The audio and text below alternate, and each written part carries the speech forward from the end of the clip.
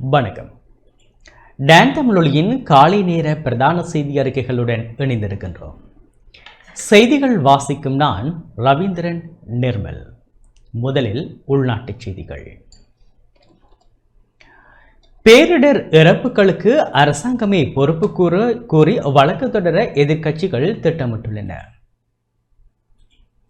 நாட்டில் அண்மையில் ஏற்பட்ட பேரிடரால் மக்கள் உயிரிழந்தமைக்கு காரணம் முன்னெச்சரிக்கைகளை அரசாங்கம் உரிய முறையில் கவனத்தில் கொள்ள தவறியமையே காரணம் என குற்றம் சாட்டி அரசாங்கத்துக்கு எதிராக உயர்நீதிமன்றத்தில் வழக்கு தாக்கல் செய்ய எதிர்க்கட்சிகள் கலந்து ஆலோசித்து வருவதாக தெரிவிக்கப்பட்டுள்ளது. ஐக்கிய மக்கள் சக்தி, ஐக்கிய தேசிய கட்சி, ஸ்ரீலங்கா பொதுஜன பெரமுன ஆகிய கட்சிகளே இந்த விடயம் தொடர்பில் உரையாடுகின்றன. முன்னாள் அமைச்சர் பேராசிரியர் GL பீரிஸ் தலைமையில் ஐக்கிய தேசிய கட்சி, பொதுஜன பெரமுனவை சேர்ந்த கட்சிகளின் சட்டத்தரணிகள் இந்த கலந்துரையாடலை நடாத்தியுள்ளனர். இந்த சந்திப்பு பீரிஸின் இல்லத்தில் நடைபெற்றுள்ளது. டிட்வா சூறாவளி அண்மையில் நாட்டை தாக்கியது. அனர்த்தம் தொடர்பில் வளிமண்டலவியல் திணைக்களம் விடுத்த முன்னெச்சரிக்கைகளை அரசாங்கம் உரியவாறு கருத்தில் கொள்ளாது அசம்பந்தமாக செயற்பட்டதாலேயே இவ்வளவு பெரிய உயிர் சேதம் ஏற்பட்டது என எதிர்க்கட்சிகள் குற்றம் சாட்டுகின்றன. மக்களின் அடிப்படை உரிமையான உயிர் வாழும் உரிமையை பாதுகாப்பதில் அரசாங்கம் தனது கடமையில் இருந்து தவறிவிட்டது என்பதை உயர்நீதிமன்றத்தில் சவாலுக்கு உட்படுத்த சட்ட நடவடிக்கைகள் எடுப்பது தொடர்பில் கட்சிகள் உரையாடி வருகின்றன.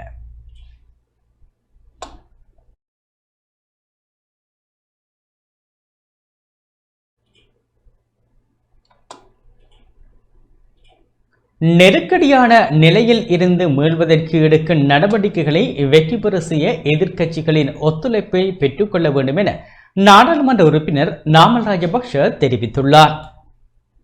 அனர்த்தத்தால் பாதிக்கப்பட்டவர்களுக்கு நிவாரணம் வழங்குவது தொடர்பில் ஜனாதிபதி நாடாளுமன்றத்தில் குறிப்பிட்ட விடயங்களுக்கும் மாவட்ட அபிவிருத்தி குழு கூட்டத்தில் குறிப்பிடும் விடயங்களுக்கும் இடையில் பரஸ்பர வேறுபாடுகள் காணப்படுகின்றன. நெருக்கடி நிலைமையை முகாமைத்துவம் செய்வது எவ்வாறு என்பது தொடர்பில் ஜனாதிபதிக்கும் அரசாங்கத்துக்கும் ஆலோசனை வழங்க தயாராக உள்ளதாக ஸ்ரீலங்கா பொதுஜன பெரமுனவின் தேசிய அமைப்பாளரும் நாடாளுமன்ற உறுப்பினருமான நாமல் ராஜபக்ஷ தெரிவித்துள்ளார்.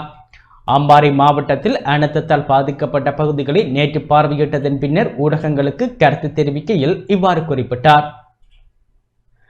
அனர்த்தத்தால் பாதிக்கப்பட்டவர்களுக்கு போதுமான நிவாரணம் கிடைக்கவில்லை, அதேபோல் நிவாரண நிதியும் கிடைக்கவில்லை. பெரும்பாலானவர்களை அரசாங்கம் கவனத்தில் கொள்ளவில்லை. அனர்த்தத்தால் பாதிக்கப்பட்டவர்களுக்கு நிவாரணம் வழங்குவது தொடர்பில் ஜனாதிபதி நாடாளுமன்றத்தில் குறிப்பிட்ட விடயங்களுக்கும் மாவட்ட அபிவிருத்தி குழு கூட்டத்தில் குறிப்பிடும் விடயங்களுக்கும் இடையில் பரஸ்பர வேறுபாடுகள் காணப்படுகின்றன. நிவாரணம் வழங்கல் தொடர்பில் சுற்றறிக்கைகள் மாத்திரமே வெளியிடப்பட்டுள்ளன. ஆனால் தரப்படுத்தல் விதிகள் ஏதும் வெளியிடப்படவில்லை. ஜனாதிபதி தேர்தல் காலத்தில் தேர்தல் பிரசார மேடைகளில் வழங்கிய வாக்குறுதிகளை போன்று நிவாரண கொடுப்பனவு அறிவிப்புகளும் அமைந்துவிடக்கூடாது. தற்போதைய நெருக்கடி நிலைமை மற்றும் மக்களுக்கு நிவாரணம் அளிப்பது குறித்து ஜனாதிபதிக்கும் அரசாங்கத்துக்கும் ஆலோசனை வழங்க தயாராகவே இருக்கின்றோம். தற்போதைய நெருக்கடியான நிலையில் இருந்து மீள்வதற்கு எடுக்கும் நடவடிக்கைகளை வெற்றி பெற செய்ய வேண்டுமாயின் அரசாங்கம் எதிர்க்கட்சிகளின் ஒத்துழைப்பை பெற்றுக் கொள்ள வேண்டும்.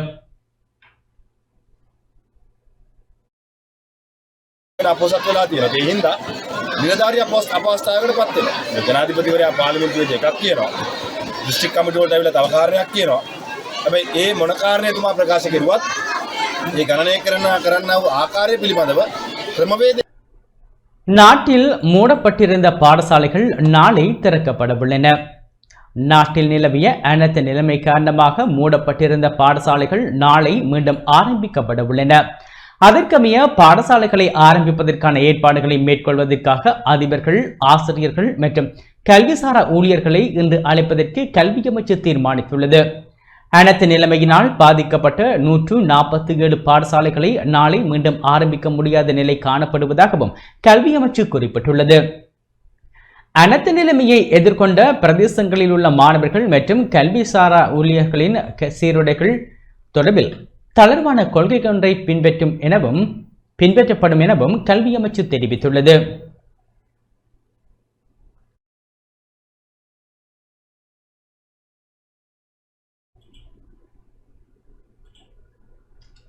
இலங்கைக்கு கடத்துவதற்காக கடற்கரையில் பதுக்கி வைக்கப்பட்டிருந்த கஞ்சா பறிமுதல் செய்யப்பட்டுள்ளது. இந்தியா தமிழ்நாடு ராமநாதபுரம் மாவட்டம் தேவிப்பட்டினம் அடுத்த முள்ளிமுனை மீன்பிடி துறைமுகத்தில் இருந்து படகில் இலங்கைக்கு கடத்துவதற்காக கடற்கரையில் பதுக்கி வைக்கப்பட்டிருந்த இந்திய மதிப்பில் 25 லட்சம் ரூபாய் பெறுமதியான 150 கிலோ கஞ்சா பொதிகளுடன் மரைன் போலீசார் இருவரை கைது செய்துள்ளனர். ராமநாதபுரம் மாவட்டம் கடற்கரை இலங்கைக்கு மிக அருகில் இருப்பதால் சமீப காலமாக தனுஷ்கோடி கடல் வழியாக ராமநாதபுரம் மாவட்ட கடலோர பகுதியில் இருந்து இலங்கைக்கு கஞ்சா, கடல் குதிரை, கடல் அட்டை, சமையல் மஞ்சள், மொத்தம்பெட்டமைன் உள்ளிட்ட பொருட்கள் கடத்தப்பட்டு வருகின்றன. இந்த நிலையில் நேற்றிரவு தொண்டியை அடுத்த மல்லிமுனை கடற்கரையில் இருந்து படகில் இலங்கைக்கு கஞ்சா கடத்த இருப்பதாக தேவிப்பட்டினம் மெரைன் போலீசாருக்கு கிடைத்த தகவலின் அடிப்படையில் மல்லிமுனை முகத்துவார கடற்கரை பகுதியில் ரோந்து பணி முன்னெடுக்கப்பட்டது. அப்போது மெரைன் போலீசாரை கண்டதும் அங்கிருந்து இருவர் தப்பிச் சென்ற நிலையில் அந்த பகுதியை சுற்றி வளைத்து மெரைன் போலீசார் தீவிரமாக தேடினர். அப்போது இலங்கைக்கு கடத்துவதற்கான கஞ்சா காணப்பட்டுள்ளது.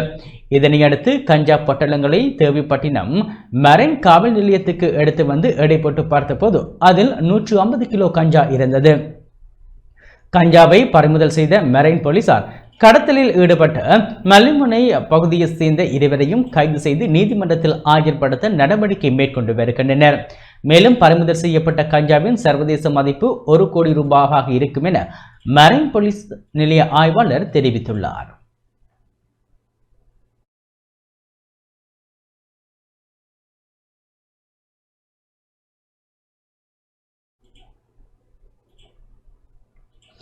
முல்லைத்தீவு முத்தையன் கட்டுக்குளம் தொடர்பில் மக்கள் அச்சமடைய தேவையில்லை என மாவட்ட அரசாங்க அதிபர் தெரிவித்துள்ளார். முல்லைத்தீவு மாவட்ட அரசாங்க அதிபர் ஆனா உமா மகேஸ்வரன் தலைமையிலான குழுவினர் நேற்றைய தினம் முத்தையன் கட்டுக்குளத்தின் நிலைமைகளை நேரடியாக கண்காணித்தனர். இதன்போது முத்தையன் கட்டுக்குளம் உடைப்பெடுக்கும் அபாயம் உள்ளதாக வெளியாகும் என்ற செய்தி பொய் வதந்தி எனவும் இது தொடர்பில் மக்கள் அச்சமடைய தேவையில்லை எனவும் தெரிவித்தார். இதன்போது மாவட்ட அனர்த்த முகாமைத்துவ ஒருங்கிணைப்பு அலகின் உதவி பணிப்பாளர், நீர்ப்பாசன திணைக்கள பிரதி பணிப்பாளர் மற்றும் மாகாண நீர்ப்பாசன பணிப்பாளர் ஆகியோருடன் அரசாங்க அதிபர் கலந்துரையாடி தற்போதைய நிலைமையை ஆய்வு செய்தனர். இதன்போது வெண்ணி மாவட்ட நாடாளுமன்ற உறுப்பினர் தூணா ரவிகரன் கலந்து கொண்டிருந்தார். குளத்தின் நீர் வழிந்தோடும் பகுதியில் கட்டமைப்பு சேதம் காணப்படுவதால் தற்போது அதிக நீரிருப்பின் காரணமாக அங்கு கான்கிரீட் பணிகளை மேற்கொள்ள முடியாத நிலை உள்ளது. மேலும் கனரக வாகனங்களை அந்த பகுதிக்கு கொண்டு செல்லவும் முடியாததால் நேற்று மற்றும் நேற்று முன்தினம் திட்டமிடப்பட்ட பணிகள் மேற்கொள்ளப்படவில்லை. எதிர்வரும் மழையை கருத்தில் கொண்டு தற்போதுள்ள ரேடியல் கதவுகள் மூலம் குளத்தின் நீர்மட்டத்தை 20 அடி வரை குறைப்பதற்கு தீர்மானிக்கப்பட்டுள்ளது. எதிர்காலத்தில் கனமழை பெய்யும் சூழல் ஏற்பட்டால் வால்பகுதியை வெட்டி கூடுதல் நீரை வெளியேற்றும் மாற்று திட்டமும் தயாராக உள்ளது. குளத்தின் கீழ்ப்பகுதிகளில் வசிக்கும் பொதுமக்கள் பதற்றம் அடைய வேண்டாம். முத்தையன் கட்டு குளத்தின் அணையில் எந்த பிரச்சனையும் இல்லை. பிரச்சனை நீர் வழிந்தோடும் பகுதியில் மட்டுமே உள்ளது. அது பெரிய அபாய நிலையை ஏற்படுத்தாது என்பதையும் தெரிவிப்பதாக அரசு அதிபர் தெரிவித்துள்ளார்.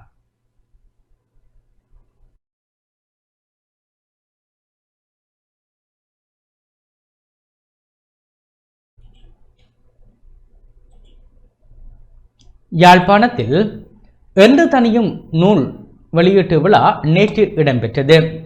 யாழ் பல்கலைக்கழக ஊடகத்துறை மாணவி புவஸ்டினா மெய்யழகன் எழுதிய என்று தனியின் நூல் வெளியீட்டு விழா நேற்று யாழ்ப்பாணத்தில் உள்ள தனியார் மண்டபத்தில் இடம்பெற்றது. நிகழ்வில் பிரதம விருந்தினராக கிளிநொச்சி பளி பிரதேச செயலாளரும் கவிஞருமான ஜேசீலன் கலந்து கொண்டதுடன் சிறப்பு விருந்தினராக யாழ் பல்கலைக்கழக விரிவுரையாளர் மான இளம்புரையன் கலந்து கொண்டார். தமிழ் மக்களின் வேலை சுமந்த செம்மணி மனித புதைக்குழியின் அவலங்களை சித்தரிக்கும் சம்பாசனையுடன் கூடிய நாவல் வடிவமாக குறித்த நூல் எழுதப்பட்டுள்ளது. நூல் வெளியீட்டினை எழுத்தாளரும் தமிழ் ஆசிரியருமான கனக பாரதி செந்தூரன் நிகழ்த்தினார். நூலினை பிரதம விருந்தினர் வெளியிட்டு வைத்தார். தொடர்ந்து முதல் சிறப்பு பிரதிகள் வழங்கி வைக்கப்பட்டன. இந்நிகழ்வில் கல்வியலாளர்கள், பல்கலைக்கழக சமூகத்தினர் கலந்து கொண்டனர்.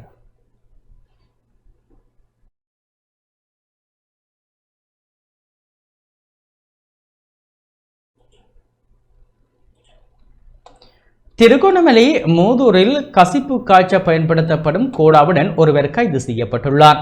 திருகோணமலை மூதூர் போலீஸ் பிரிவில் உள்ள 58ஆம் கட்டை பகுதியில் வைத்து கசிப்பு காய்ச்ச பயன்படுத்தப்படும் கோடாவுடன் சந்தேக நபர் ஒருவர் நேற்று கைது செய்யப்பட்டுள்ளார். கைது செய்யப்பட்டவர் மூதூர் 58ஆம் கட்டை பகுதியை சேர்ந்த 33 வயதுடைய சந்தேக நபர் எனவும் போலீசார் தெரிவித்தனர். மூதூர் போதை ஒழிப்பு பிரிவு போலீசாருக்கு கிடைக்கப்பெற்ற இரகசிய தகவலின் அடிப்படையில் சந்தேக நபரின் வீட்டினை சோதனைக்குட்படுத்திய போது அங்கிருந்து கசிப்பு காய்ச்ச பயன்படுத்தப்படும் கோடா 353 லிட்டர் உபகரணங்கள் என்பவற்றுடன் சந்தேக நபரும் கைது செய்யப்பட்டுள்ளார்.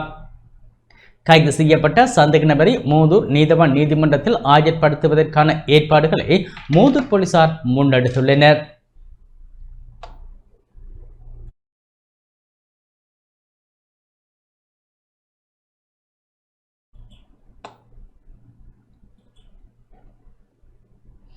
கிளிநொச்சி தட்டுவன்கொட்டி கண்ணகி அம்மன் வித்தியாலயத்தை சுத்தம் செய்யும் பணி நேற்று இடம்பெற்றது. வெள்ள அனர்த்தத்தினால் வெள்ள நீர் உட்புகுந்த கிளிநொச்சி தட்டுவன்கொட்டி கண்ணகி அம்மன் வித்தியாலயத்தை சுத்தம் செய்யும் பணி நேற்று முன்னெடுக்கப்பட்டது. இதன்போது இராணுவத்தினர், விமானப்படையினர், பிரதேச மக்கள் இணைந்து சுத்தம் செய்யும் பணியில் ஈடுபட்டனர்.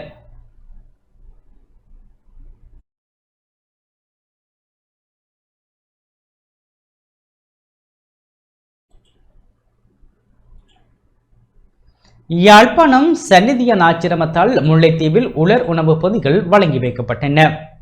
யாழ்ப்பாணம் சந்நிதியான் ஆச்சிரமத்தால் முல்லைத்தீவு மாவட்டத்தில் உள்ள பகுதிகளுக்கு நேற்றைய தினம் 2,52,000 ரூபாய் பெறுமதியான உலர் உணவு பொதிகள் வழங்கி வைக்கப்பட்டன.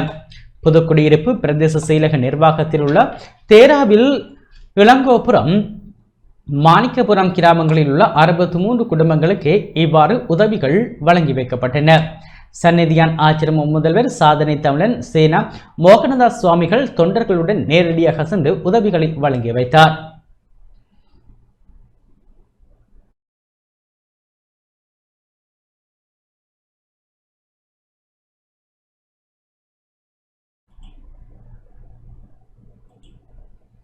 நுவரெலியா நோர்வூட் பிரதேசத்தில் வெள்ளத்தினால் பாதிக்கப்பட்ட மக்களுக்கு உலர் உணவுப் பொருட்கள் அடங்கிய பொதி வழங்கி வைக்கப்பட்டது. நுவரெலியா மாவட்டத்துக்குட்பட்ட நோர்வூட் பிரதேசத்தில் வெள்ளத்தினால் பாதிக்கப்பட்ட மக்களுக்கு நோர்வூட் வர்த்தக நிலம்புரி சங்கத்தினரால் உலர் உணவுப் பொருட்கள் அடங்கிய பொதி வழங்கி வைக்கப்பட்டது. பேரிடரில் உயிர் நீத்த உறவுகளுக்கு ஆத்ம சாந்தி வேண்டியும் பாதிக்கப்பட்ட மக்கள் நலன் பெற வேண்டியும் நோர்வூட் ஸ்ரீ சிவசுப்பிரமணிய சுவாமி தேவஸ்தானத்தில் பிரார்த்தனைகள் இடம்பெற்றன. இதன்போது நோர்வூட் போலீஸ் நிலைய பொறுப்பதிகாரி, நோர்வூட் கிராம உத்தியோகத்தர், நோர்வூட் நகரில் உள்ள வர்த்தகர்கள், வர்த்தக சங்க நிர்வாக குழுவினர் என பலரும் கலந்து கொண்டனர்.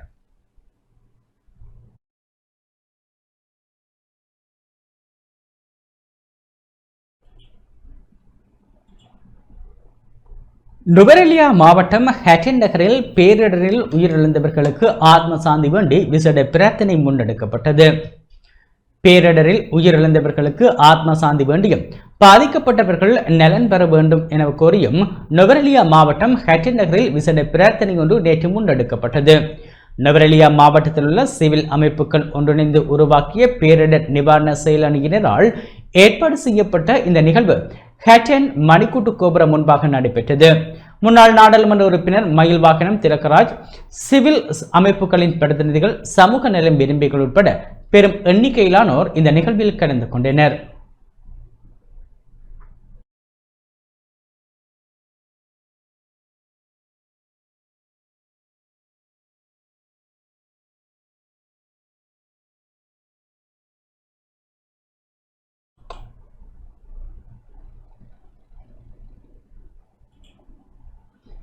கிராமிய வீதிகளை விரைவுபடுத்தி அமைப்பதற்குரிய வாய்ப்புகள் ஏற்படுத்தப்பட்டுள்ளதாக நாடாளுமன்ற உறுப்பினர் மான ஜெகதீஸ்வரன் தெரிவித்துள்ளார். சீன அரசாங்கத்தினால் வழங்கப்பட்ட 1900 மீன்பிடி விலைகளை மன்னார் மாவட்டத்தில் பயன்படுத்துவதற்கு சீன அரசாங்கத்திடம் அனுமதி கோரப்பட்டுள்ளது என தேசிய மக்கள் சக்தியின் வெண்ணி மாவட்ட நாடாளுமன்ற உறுப்பினர் மான ஜெகதீஸ்வரன் தெரிவித்துள்ளார். வவுனியாவில் உள்ள கட்சி அலுவலகத்தில் நேற்று இடம்பெற்ற ஊடக சந்திப்பிலேயே அவர் இவ்வாறு தெரிவித்தார். வடக்கு மாகாணத்திலே மன்னார் மாவட்டம் மிகவும் மோசமான நிலையிலே கடந்த வெள்ளை அனர்த்தத்திலே பாதிக்கப்பட்டிருந்தது. அந்த வகையிலே பல்வேறுபட்ட தீர்மானங்கள் மாவட்ட ரீதியாக எடுக்கப்பட்டிருந்தது. அந்த தீர்மானங்களின்படி நீண்ட காலமாக, அதாவது இடர் ஏற்பட்ட காலத்திலிருந்து மீனவர்களின் பிரதான கோரிக்கையாக இருந்தது மீனவர் சமூகம் தங்களுக்கு எந்தவித நிவாரணமும் வழங்கப்படவில்லை. இதனால் தங்களுடைய வாழ்வாதாரம் பாதிக்கப்பட்டதோடு மிகவும் துன்பியலுக்கு உட்பட்டதாக அவர்களுடைய முறைப்பாடு இருந்தது. இந்த கோரிக்கைக்காக நான் ஜனாதிபதியின் கோரிக்கை விடுத்திருந்து கடந்த 10 நாட்களுக்கு மேலாக மீனவர்கள் தொழிலுக்கு செல்ல முடியாமல் வீட்டிலே வாழ்வாதாரத்தை இழந்த நிலையிலே அவர்களுக்கு உணவுக்கு தட்டுப்பாடு கூட நிலவதாக கூறியது. அதே போல பாராளுமன்ற உறுப்பினர்களையும் அதை வலியுறுத்தி இருந்தார்கள். எனவே அதற்கு உடனடி தீர்மானமாக ஜனாதிபதி அவர்கள் மன்னார் மாவட்டத்திலே இருக்கின்ற கிட்டத்தட்ட 12,000க்கும் மேற்பட்ட மீனவர்களுக்கு 2 வாரங்களுக்குரிய நிவாரணங்களை உணர்வுகளை வழங்குவதாகவும் அதே போல வடக்கு மாகாணத்துக்கான கோரிக்கை விடப்பட்டிருந்தது. எனவே வடக்கு மாகாண மீனவர்கள் அனைவருக்கும் இந்த நிவாரணம் வழங்கப்பட இருக்கின்றது. அது மட்டுமில்லாமல் சேதமடைந்த படகுகளை திருத்துவதற்கும் ஏனைய மீன்பிடி உபகரணங்களை திருத்துவதற்குரிய நிதியினை விடுவிப்பதாக கூறப்பட்டது. சீன அரசாங்கத்தினால் வழங்கப்பட்ட 1900 மீன்பிடி வலைகளை மன்னார் மாவட்டத்தில் பகிர்ந்தளிப்பதற்கு சீன அரசாங்கத்திடம் அனுமதி கோரப்பட்டுள்ளது. இதுக்கும் மேலாக பாடசாலை மாணவர்களுடைய தரவுகள் சேகரிப்பதில் சில மந்தகதி காணப்படுது. அது தொடர்பாக ஜனாதிபதி அவர்கள் கடுமையான உத்தரவை அதிகாரிக்கு வழங்குகின்ற வருகின்ற 31ஆம் தேதிக்குள் பாதிக்கப்பட்ட அனைத்து மாணவர்களுக்கும் தலா 15,000 ரூபாய் ஆரம்ப கொடுப்பனவாக கொடுத்து அவர்களுக்குரிய கற்றல் உபகரணங்கள், பாடசாலை பைகள், சப்பாத்துக்கள், அதே போல் சீருடை போன்றவற்றை உடனடியாக கொள்வனவு செய்வதற்கு அதற்கு வழங்குமாறு கூறியிருக்கின்றார். இது மட்டுமில்லாமல் விசேடமாக பாதைகள் முழுமையாக மோசமான நிலையை அடைந்திருக்கின்றது.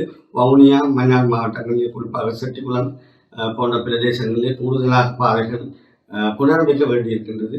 அது தொடர்பாக வினவியிருந்தார். அப்போது உள்ளூராட்சி ஆணையாளர்கள் மற்றும் RDA, RDD போன்றவர்களால் கோரிக்கைகள் விடப்பட்டன.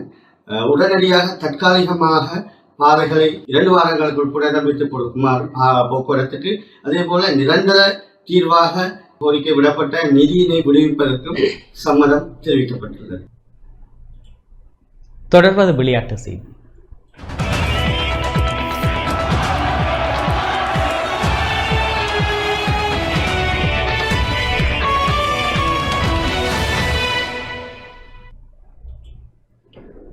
மல்யுத்த உலகின் முன்னணி வீரர் ஜான் சேனா நேற்று ஓய்வு பெற்றார். மல்யுத்த உலகின் முன்னணி வீரர்களில் ஒருவரான ஜான் சேனா 48 வயதில் நேற்று ஓய்வு பெற்றுள்ளார். தனது கடைசி போட்டியில் 38 வயதான மல்யுத்த வீரரான இத்துடன் இந்த செய்தி அறிக்கை நிறைவு பெற்றது.